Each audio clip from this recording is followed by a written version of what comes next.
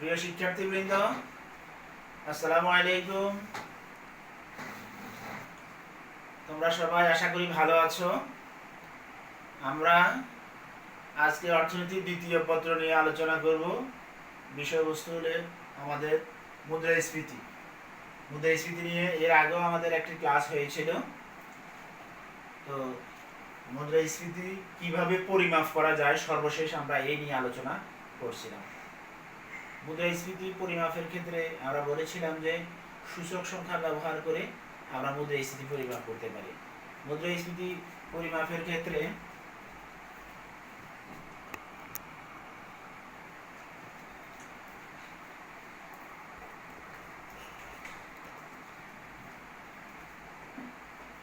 ভিত্তি বছর এবং চলতি বছর এর মূল্যকে বিবেচনা করতে হয়। মুদ্রাস্ফীতি সমান হলো price of T minus price of T minus one divided by price of T minus one. এইভাবে আমরা মুদ্রাস্ফীতি পরিমাপ এই বিষয়টা বলেছিলাম যে টি সময়ের প্রাইস থেকে যদি বা ভিত্তি সময়ের প্রাইস থেকে চলতি সময়ের প্রাইস থেকে যদি ভিত্তি সময়ের বা টি মাইনাস ওয়ান সময়ের প্রাইসটাকে আমরা বিয়োগ করি এবং T minus P of T minus one বা ভিত্তি সময়ের দাম দিয়ে তাকে যদি আমরা ভাগ করি তাহলে সেক্ষেত্রে আমরা মুদ্রাস্ফীতির হারটা পেতে পারি। এবার আসো আজকে আমাদের আলোচ্য বিষয়ের মধ্যে আলোচনায় আসছে যে মুদ্রাস্ফীতি কিভাবে আমরা পরিমাপ করতে পারি। মুদ্রাস্ফীতি পরিমাপ করার ক্ষেত্রে সূচক সংখ্যা পদ্ধতি ব্যবহার করা হয়। সূচক সংখ্যা বা ইন্ডেক্স নাম্বার। সূচক সংখ্যা হচ্ছে ভিত্তি সময়ের তুলনায় চলতি সময়ে দাম বা পরিমাণ বা অবস্থার যে শতকরা হার বা শতকরা যে পরিবর্তনের হার তা নির্ণয় করাই হচ্ছে সূচক সংখ্যা।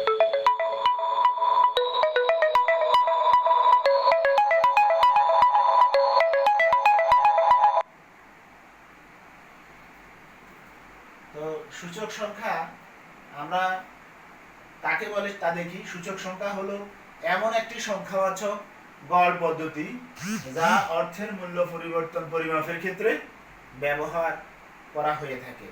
প্রফেসর ব্লেয়ারের মতে সূচক সংখ্যা হলো একটি বিশেষ বৈশিষ্ট্যপূর্ণ গড়।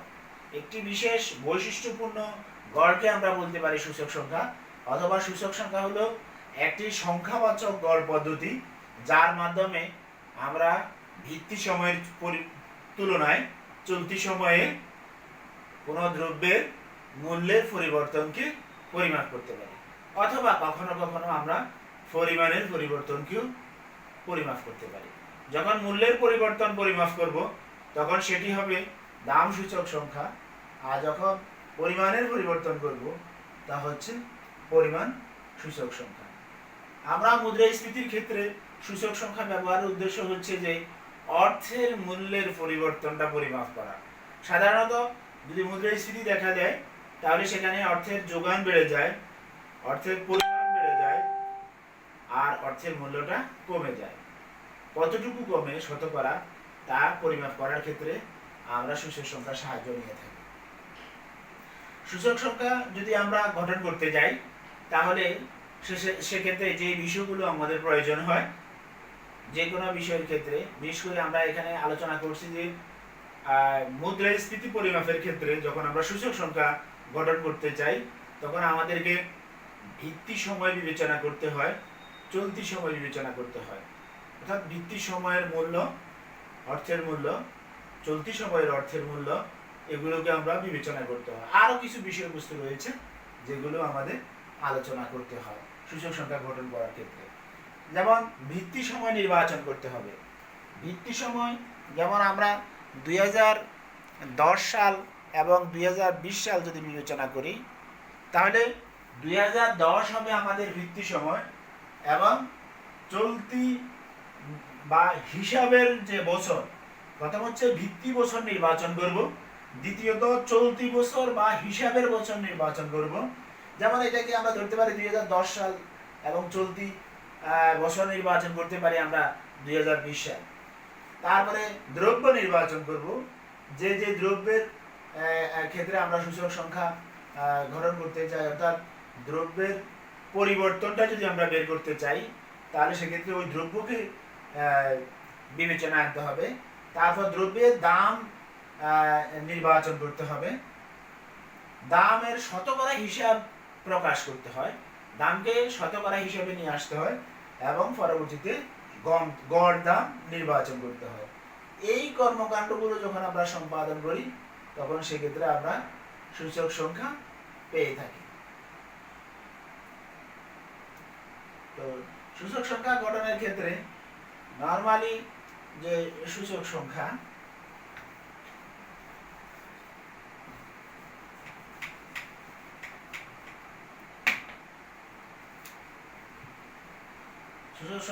আমরা ইন্ডেক্স যদি সূচক হিসেবে ধরে থাকি তাহলে Pn divide by P0 into 100।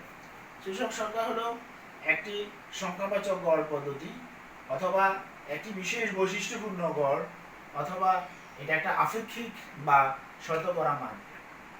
সেক্ষেত্রে আমরা যদি চলতি সময়ের দাম স্তরকে যদি ভিত্তি সময়ের দাম স্তর দ্বারা গুণ করি তাহলে সেটি আমরা সূচক সংখ্যা পেতে পারি। তো যখন আমরা সূচক সংখ্যাকে পরিমাপ করব তখন আমরা মুদ্রার বেলায় মুদ্রার মানের বা অর্থের মূল্যের যে পরিবর্তনটা হয়, এই যে আমরা এখানে বললাম যে সূচক সংখ্যা হলো এমন একটি সংখ্যাবাচক গড় পদ্ধতি যা এখানে আমরা এই মুদ্রাস্ফীতির বেলায় বলছি কি অর্থের মূল্য পরিবর্তন পরিমাপ করা হয়ে থাকে। তো এটা হচ্ছে সাধারণ সূচক সংখ্যা। সূচক সংখ্যার মধ্যে আরো একটা ধরন রয়েছে, যে ধরনটাকে আমরা বলে থাকি যে গুরুত্বশীল সূচক সংখ্যা বা ওয়েটেড বা ওজন সূচক সংখ্যা। তো সেক্ষেত্রে ওজন না বলে সাধারণত আমরা বলে থাকি যে গুরুত্বশীল বা ওয়েটেড ইন্ডেক্স নাম্বার।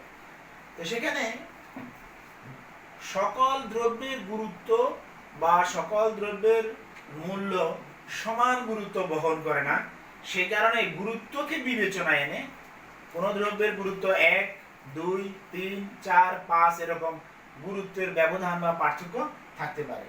সেই গুরুত্বকে বিবেচনায় এনে যদি আমরা সূচক সংখ্যা বের করি তাহলে তাকে বলা হচ্ছে যে গুরুত্বশীল সূচক সংখ্যা। তো গুরুত্বশীল সূচক সংখ্যা বের করার ক্ষেত্রে আমরা সেখানে ভিত্তি এবং চলতি সময়ের দামের যে শতকরা হার, দামের শতকরা হারকে আমরা গুরুত্ব দ্বারা গুণ করতে হবে। যে ওয়েটটা দেয়া থাকবে সেই ওয়েট দ্বারা গুণ করতে হবে এবং মোট গুরুত্বের পরিমাণ দ্বারা তাকে আবার ভাগ করতে হবে। ভাগ করে যে গড় দাম স্তর পাবো সেটি হচ্ছে গুরুত্বশীল সূচক সংখ্যা। তাহলে গুরুত্বশীল সূচক সংখ্যা আমরা কিভাবে পাবো? গুরুত্বশীল সূচক সংখ্যা হচ্ছে ভিত্তি এবং চলতি সময়ের দামের শতকরা হার, এটিকে যদি আমরা গুরুত্ব দ্বারা যার যার গুরুত্ব বা ডাব্লিউ বা ওয়েট দ্বারা যদি আমরা গুণ করি এবং মোট গুরুত্বের দ্বারা যদি আমরা ভাগ করি তাহলে যে সূচক সংখ্যা পাবো তাই হচ্ছে গুরুত্বশীল সূচক সংখ্যা। অথবা সূচক সংখ্যাকে যেহেতু আমরা বলেছি যে এটি একটি গড় মান অথবা বিশেষ বৈশিষ্ট্যপূর্ণ গড়, সেজন্য এটাকে আমরা বলতে পারি গড় দাম স্তর নির্ণয় বা গুরুত্বশীল সূচক সংখ্যা।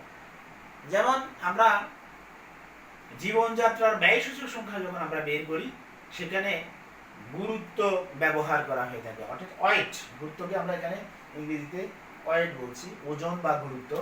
তো সেখানে বলা হয় যে জীবনযাত্রার ব্যয় সূচক সংখ্যা life index is equal to summation of IW divided by summation of W।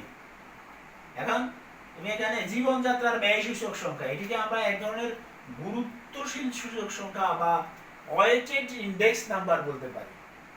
এই অবস্থায় আমরা নিচে লিখতে পারি মনে করে সামেশন অফ W। W মানে এখানে ওয়েট বা গুরুত্ব, আর এখানে সামেশন অফ I এর পরিবর্তে আমরা এই যে I এর পরিবর্তে এটি লিখতে পারি Pn divided by P0 into 100। তাহলে আমরা যদি কোনো সূচক সংখ্যা এইভাবে বের করি যে summation of I W by summation of W, এটি একটি গুরুত্বশীল সূচক সংখ্যা বা জীবনযাত্রা ব্যয় সূচক সংখ্যা।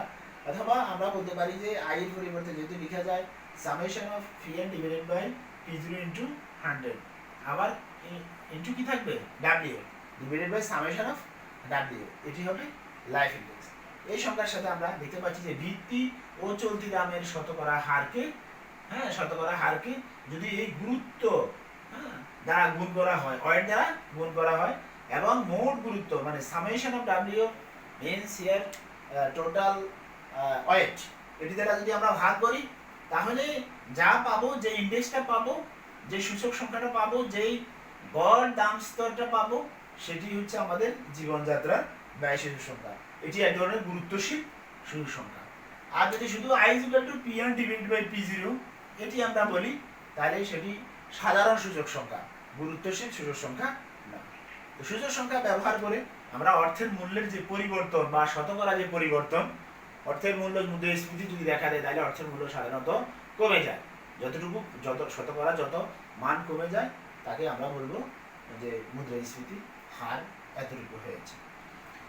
এখানে মুদ্রাস্ফীতি ক্ষেত্রে আমরা সূচক সংখ্যাকে বিভিন্নভাবে ব্যবহার করে থাকি। আসলে এবার সূচক সংখ্যার ব্যবহার, সূচক সংখ্যা আমরা মুদ্রাস্ফীতি পরিমাপ করার ক্ষেত্রে বা নির্ণয় করার ক্ষেত্রে বা মুদ্রাস্ফীতির মাধ্যমে অর্থের মূল্যের পরিবর্তন পরিমাপ করার ক্ষেত্রে সূচক সংখ্যাকে বিভিন্নভাবে আমরা ব্যবহার করে থাকি।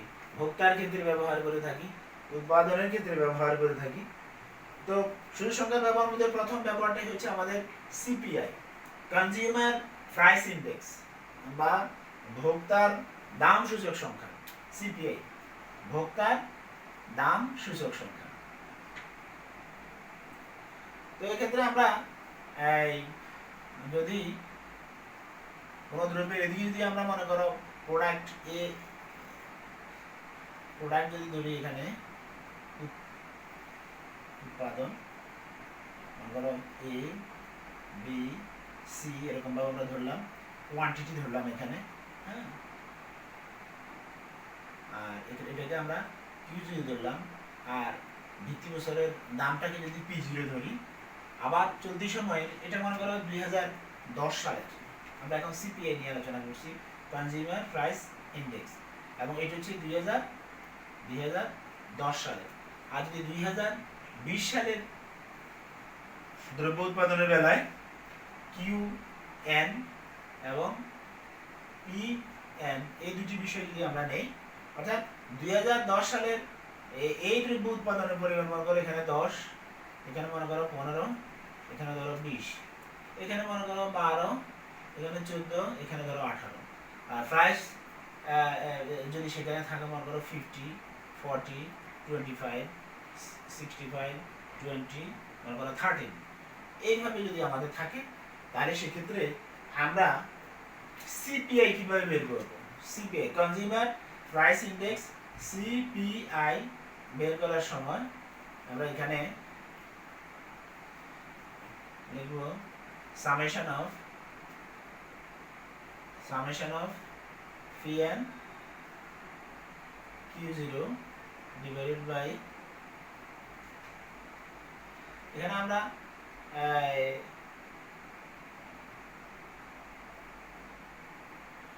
এখানে আমরা 2010 সালের ব্যয়টা বের করতে হবে, P0 Q0 বের করতে হবে। 2010 সালের ব্যয় হিসাব করা হয় কিভাবে? P0 এবং Q0 নির্ণয়ের মাধ্যমে।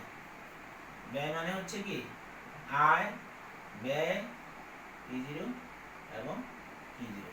তো আমরা এই P0 এবং Q0 কে যদি আমরা গুণ করি তাহলে মনে করি এখানে হবে 500, এখানে হচ্ছে 600, এখানে হবে আবার কত 500। তো এখানে যদি আমরা যোগ করি তাহলে সামেশন অফ P0 Q0 পাবো আমরা 1600।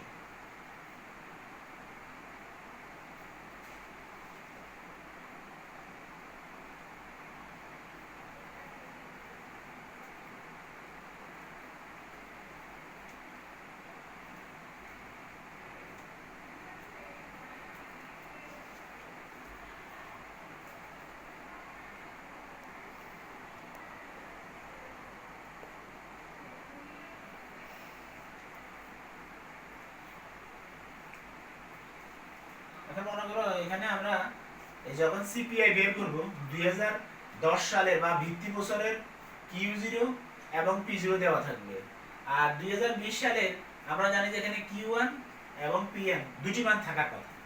হ্যাঁ, কিন্তু দেখো সিপিআই এর সূত্র হলো summation of PN summation of Pn Q0 divided by summation of P0 Q0 into 100 into কত 100। এই সূত্রটা যেহেতু আমরা এখানে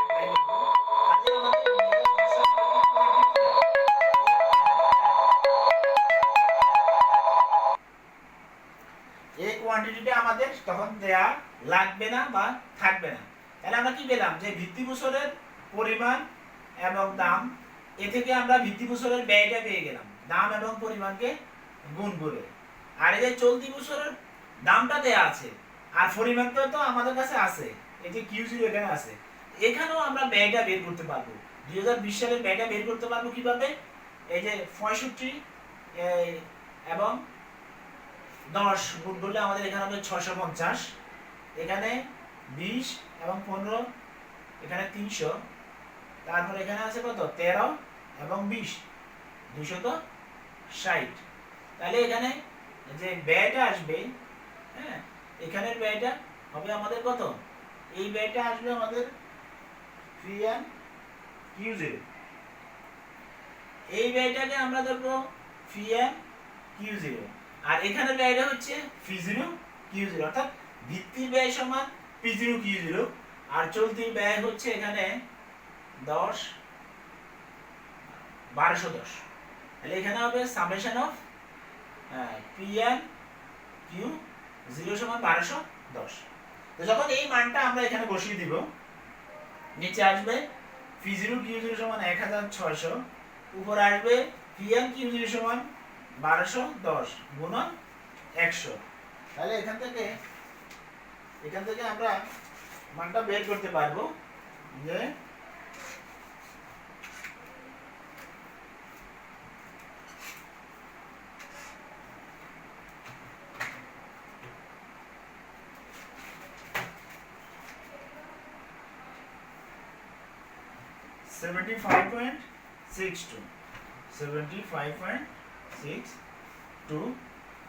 এখানে শতকরা যখন আমরা বের করব, এখানে এই মানগুলো, এই মানটা আমি এখানে এই মানটা কম দিয়েছি, কম দেওয়ার কারণে আমাদের এই পার্সেন্টেজটা মানে 75.62 এসেছে। কিন্তু যদি এখানে মনে করো এই যে এখানে 13 দিয়েছিলাম, এই 13 না দিয়ে মনে করো এখানে যদি আমরা 30 দিয়ে দিই, তাহলে দেখো কি হয়। 30 দিলে এখানে 600 হবে। এখানে 600 হলে আমাদের সামেশন এখানে মান পরিবর্তনে Pn Q0 হয়ে যাবে কত 1250, এখানে হয়ে যাবে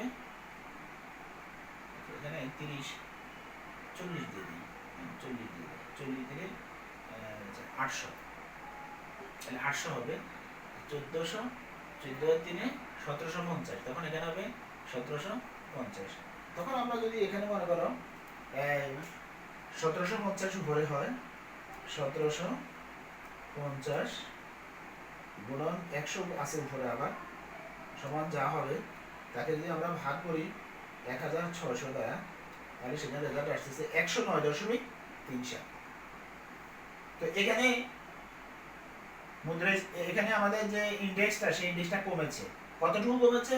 100 - 75.62। আর যখন এখানে মানের পরিবর্তনে এখানে মনে করো 40 আসবে, তো টোটাল যদি 1750 হয়, তাহলে সেই জায়গাটাতে মুদ্রাস্ফীতি যে সূচক সংখ্যার মাধ্যমে যে পরিবর্তনটা এসেছে তা হবে 109.37 বিয়োগ 100 সমান 9.37%। এইভাবে আমাদের মুদ্রাস্ফীতির পরিবর্তনটা আমরা সূচক সংখ্যা ব্যবহার করে করতে পারি। এটি হচ্ছে আমাদের সিপিআই,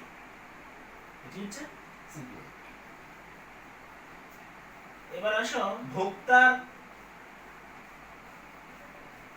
দাম সূচক। এখানে এরকম আসছে ভোক্তার দাম সূচক বা সিপিআই।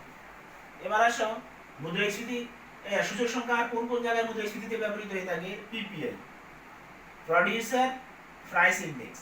এটি যদি তুমি করতে চাও 2010 সালকে তুমি মনে করো ভিত্তি ধরেছো, চলতি 2020 সালকে ধরেছো, এই 2010 সালে দুইটা মান থাকবে, মনে করো এ বি সি ডি এই ধরনের দ্রব্যের বেলায় 2010 সালে দুইটা থাকবে, একটা হচ্ছে P0 একটা হবে Q0। আবার 20 সালে একটা হবে PN একটা হবে কি Q1। এখানে মনে 5 7 9 20 25 30 সাপোজ। এখানে যদি হয় 10 18 22, এখানে মনে করো 26, আচ্ছা 26 না ধরি 20 ধরি, 20 40, আর এখানে মনে করো 50। তাহলে সেক্ষেত্রে এরকম যদি হয় এই পিপিআই এর মাধ্যমে, পিপিআই এর মাধ্যমে যদি আমরা সূচক সংখ্যা পরিমাপ করতে যাই, তাহলে পিপিআই এর যে সূত্র, সেই পিপিআই সূত্র হচ্ছে এরকম: PPI is equal to summation of P1 Q0 divided by summation of P0 Q0 into 100।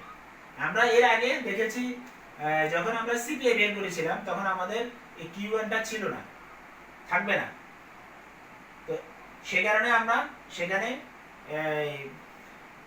আমাদের যে P0 Q0, সেখানে Qটা বড় হাতে দেখানো হয়, আর এখানে Q1 অবশ্যই থাকতে হবে। কারণ হচ্ছে তোমাকে যখন আমরা সিপিআই এর মাধ্যমে আমরা ইনডেক্স বের করব, সিপিআই ইনডেক্স বের করব, তখন সেক্ষেত্রে আমাদের ব্যয় বের করতে হয়, ভিত্তি সময়ের ব্যয়, চলতি সময়ের ব্যয়, এবং ওই ব্যয়ের অনুপাত এর শতকরা মান বের করে আমরা সিপিআই বের করি। আর যখন প্রডিউসার প্রাইস ইনডেক্স বের করি তখন সেখানে আমাদের এই মানগুলো বের করতে হবে। হ্যাঁ, পিপিআই এর ক্ষেত্রে আবার তিন ধরনের মতামত রয়েছে। এই পিপিআই সমান, এই সূত্রটা হচ্ছে তোমার ল্যাসপিয়ারের সূত্র। ল্যাসপিয়ার বলেছে যে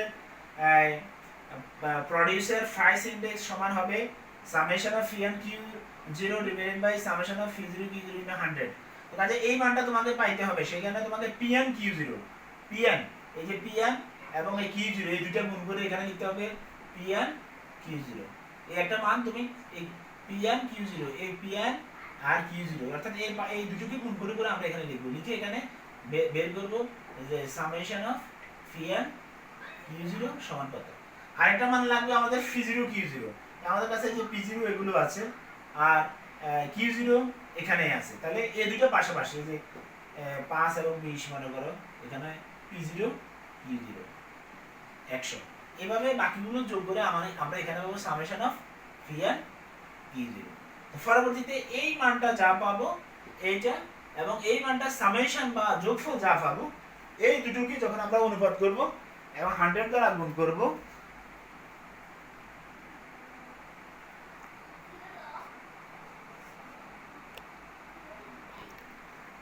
হ্যাঁ এই দুটোকে যখন আমরা এই দুটো যে মান, এই মানটা আর এই মানটা আমরা যে আমাদের যে সূত্র পেয়েছিলাম সেই সূত্রের মধ্যে আমরা বসাবো। এই যে আমরা সূত্র লিখেছি, এই যে পিপিআই সমান summation of P0 Q0 divided by summation of P1 Q0 divided by summation of P0 Q0 into 100। Laspeyres বলেছেন যে এইভাবে হবে এই যে প্রডিউসার প্রাইস ইনডেক্স। পার্সে বলেছেন যে পিপিআই সমান হবে summation of P1 Q1 divided by summation of P0 Q0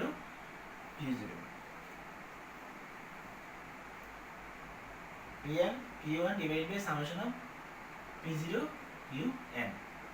এটা একটু দেখাই, পার্সের মধ্যে এখানে কি ছিল, মনে করো সামেশন P এবং Q, তো এখানে হচ্ছে এবং সামেশন অফ P Q, এখানে n, এখানে 0, এখানে n, এখানেও n, এটা হচ্ছে পার্সেপটা।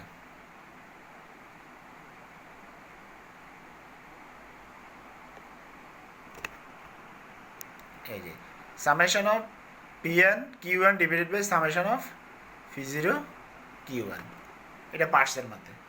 আবার ফিশার বলেছেন যে এরকম যদি দুইটা ইয়ার থাকে, সেই ইয়ার থেকে যদি আমরা প্রাইস ইন্ডেক্স বের করতে যাই, তাহলে ফিশারের সূচক সংখ্যা হবে, হ্যাঁ, ফিশারের সূচক সংখ্যা হবে √L ইনটু পি, অর্থাৎ লেসপিয়ার এবং পার্টসের দুইটার গুণফল। সেখানে ফিশারের সূচক সংখ্যা হবে এরকম √, এখানে হবে সামেশন অফ, প্রথম ছিল আমাদের Pn Q0 divided summation of P0 Q0, এটা হচ্ছে লেসপিয়ার এর, আর এখানে হবে summation of Pn Q1 divided summation of P0 Q1, আর ইনটু 100 হবে তোমার রুটের বাইরে, কারণ দুইটার মধ্যে ইনটু 100 আছে, দুইটা 100 গুণ করলে তোমার 100 স্কয়ার, কাজে রুটের বাইরে নিলে হয়ে যাবে আমাদের কত 100। এইভাবে আমরা, হ্যাঁ,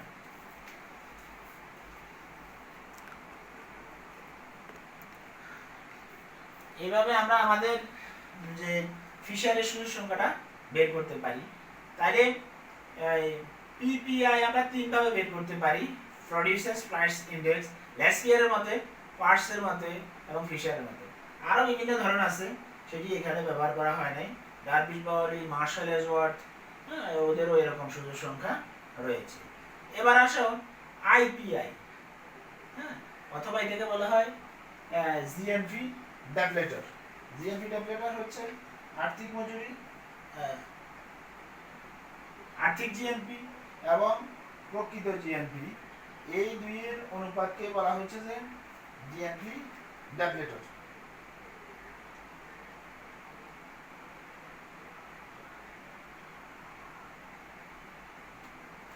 জিএনপি ডেফলেটর, অথবা আমরা বলেছি যে ইমপ্লিসিট অব্যক্ত প্রাইস ইনডেক্স, হ্যাঁ, ইমপ্লিসিট প্রাইস ইনডেক্স, অব্যক্ত দাম সূচক সংখ্যা, অথবা জিএনপি ডেফলেটর। তো জিএনপি ডেফলেটর বা অব্যক্ত দাম সূচক বের করার নিয়ম হলো যে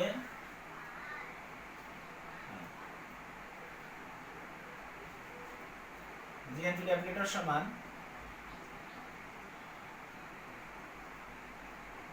আর্থিক জিএনপি বাই প্রকৃত জিএনপি ইনটু 100।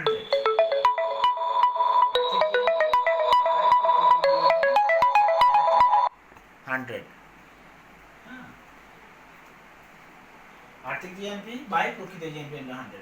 এখন মনে করো যদি কোথাও ধরে নেওয়া হয় যে আর্থিক জিএনপি হচ্ছে 800, প্রকৃত জিএনপি হচ্ছে 400, তাহলে তোমার এখানে এই জিএনপি ডেফলেটর হচ্ছে যে এখানে কাটা ভাগ করার পর তুমি পাবে কত, এই যে 2, আর এখানে 100 দ্বারা গুণ করলে কত হবে, জিএনপি ডেফলেটর হচ্ছে কত 200। এটাকে অব্যক্ত দাম সূচকও বলা হয়। এবার আসো আমরা সিপিআই সবচেয়ে বেশি মুদ্রাস্ফীতির বেলায় ব্যবহার করে থাকি। সিপিআই এর সাথে প্রায় যে ইমপ্লিসিট প্রাইস ইনডেক্স বা জিএনপি ডেফলেটর এর মধ্যে পার্থক্য কি? সিপিআই ও জিএনপি ডেফলেটরের মধ্যে পার্থক্য কি? সিপিআই এবং জিএনপি ডেফলেটরের মধ্যে যদি আমরা পার্থক্য করতে যাই, তাহলে সেখানে আমরা দেখব যে জিএনপি ডেফলেটরের ক্ষেত্রে অধিক দ্রব্যের দামকে বিবেচনা করা হয়, কিন্তু সিপিআই এর ক্ষেত্রে নির্দিষ্ট সংখ্যক বা স্বল্প সংখ্যক দ্রব্যের দামকে বিবেচনা করা হয়। যেমন A B C D E, মনে করো 5টা দ্রব্য নিলাম আমরা যখন সিপিআই করি, আর যখন আমরা জিএনপি ডেফলেটর বের করি তখন সেখানে অনির্দিষ্ট সংখ্যক বা বহু সংখ্যক দ্রব্যের দামকে বিবেচনায় আনা হয়। তাহলে সিপিআই ও জিএনপি ডেফলেটরের মধ্যে প্রথম পার্থক্য আমরা এটি পেলাম। দ্বিতীয় পার্থক্য পাবো যে বাক্সের মধ্যে জিএনপি, যখন আমরা সিপিআই বের করি তখন সেখানে বাক্সের যে মধ্যকার যে দ্রব্যের ওজন, সেই ওজনকে অপরিবর্তিত বা নির্দিষ্ট ধরে নেওয়া হয়। আর জিএনপি ডেফলেটরের বেলায় এটি পরিবর্তন হয়ে থাকে। 2 নম্বর পার্থক্য। 3 নম্বর পার্থক্য আমরা বলতে পারি যে যখন আমরা জিএনপি ডেফলেটর, জিএনপি মানে হচ্ছে গ্রস ন্যাশনাল প্রোডাক্ট ডেফলেটর, ডেফলেটর মানে হচ্ছে অবমূল্যায়ক। তো জিএনপি ডেফলেটরের বেলায় অভ্যন্তরীণ উৎপাদিত দ্রব্যকে বিবেচনা করা হয়ে থাকে। জিএনপি ডেফলেটরের বেলায় অভ্যন্তরীণ উৎপাদিত দ্রব্যকে বিবেচনা করা হয়ে থাকে। আর যখন আমরা সিপিআই বা কনজিউমার প্রাইস ইন্ডেক্স বিবেচনা করি তখন সেক্ষেত্রে আমদানিকৃত দ্রব্যকে বিবেচনা করা হয়, আমদানিকৃত দ্রব্যকে বিবেচনা করা হয়। তো কাজেই এই 3টি পার্থক্য আমরা দেখতে পাই। তো তাহলে আজকে আমরা আলোচনা এ পর্যন্ত আসলাম যে মুদ্রাস্ফীতি পরিমাপের ক্ষেত্রে যে পদ্ধতি ব্যবহার করা হয় তার নাম হচ্ছে সূচক সংখ্যা। সূচক সংখ্যা আবার বিভিন্ন ধরনের হতে পারে, সেই ধরন ভিত্তিক আলোচনা করেছি। সেখানে কনজিউমার প্রাইস ইন্ডেক্স, ভোক্তার দাম সূচক, প্রডিউসার প্রাইস ইন্ডেক্স পিপিআই এবং আইপিআই বা ইমপ্লিসিট প্রাইস ইন্ডেক্স অথবা জিএনপি ডেফলেটর, এই পদ্ধতিগুলো ব্যবহার করে সূচক সংখ্যা পরিমাপ করা হয় এবং এর দ্বারা অর্থের মূল্যের যে পরিবর্তন বা মুদ্রাস্ফীতির যে পরিবর্তন তা বিবেচনা করা হয়ে থাকে। তো সিপিআই এর সাথে আবার জিএনপি ডেফলেটর বা আইপিআই এর পার্থক্য আমরা দেখলাম। আমরা আগামী ক্লাসে ইনশাআল্লাহ মুদ্রাস্ফীতির কারণ এবং ফলাফল নিয়ে আলোচনা করব। আজকে এই পর্যন্ত রইল। সবাইকে অনেক ধন্যবাদ। আল্লাহ হাফেজ।